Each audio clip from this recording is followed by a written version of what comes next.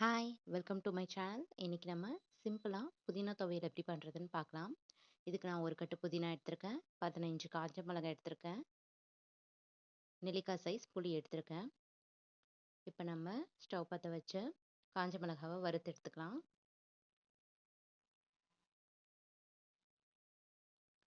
அதை ஒரு பிளேட்டில் ட்ரான்ஸ்ஃபர் பண்ணிக்கிறேன். இப்போ அலசி வச்சுருந்த புதினாவையும் போட்டுக்கலாம். புதினா நல்லா வதங்கணும்.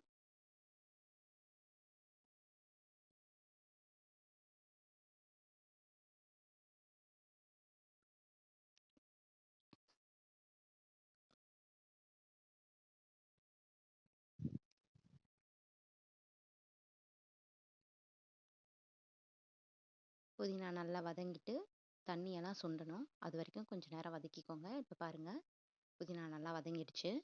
இதை நம்ம ஒரு பிளேட்டில் ட்ரான்ஸ்ஃபர் பண்ணிக்கலாம்.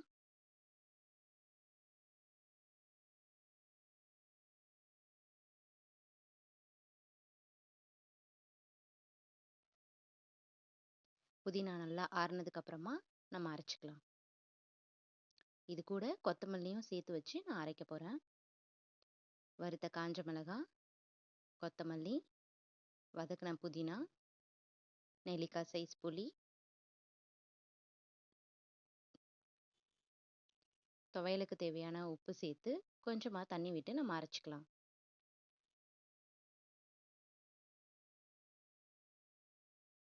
இங்கே பாருங்கள், அரைச்சிட்டு வந்துட்டேன்.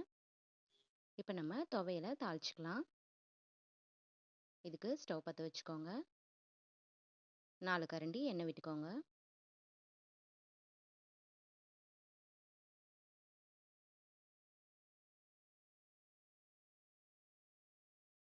கடுகு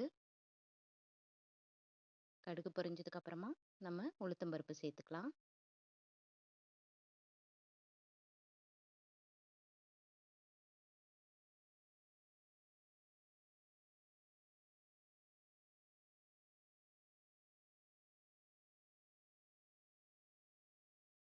உளுத்தம்பருப்பு சேர்த்தாச்சு. உளுத்தம்பருப்பு நல்லா வதங்கினதுக்கு அப்புறமா அரைச்ச புதினாவை இது கூட சேர்த்துக்கலாம். நல்லா வதக்கிக்கோங்க. எண்ணெய் பிரிஞ்சு வரணும். எண்ணெய் பிரிஞ்சு வந்ததுக்கு அப்புறமா நம்ம ஆஃப் பண்ணிக்கலாம். இந்த புதினா துவையல் சாதத்து கூட ரொம்ப நல்லாயிருக்கும். தோசை, இட்லி எல்லாத்துக்கூடயும் ரொம்ப டேஸ்ட்டாக இருக்கும். செஞ்சு பார்த்துட்டு எனக்கு ரிவ்யூஸை கமெண்ட்ஸில் சொல்லுங்கள். தேங்க்ஸ் ஃபார் வாட்சிங். எண்ணெய் நல்லா பிரிஞ்சு வந்துடுச்சு. இப்போ நம்ம ஸ்டவ் ஆஃப் பண்ணிக்கலாம். அவ்வளோதான்.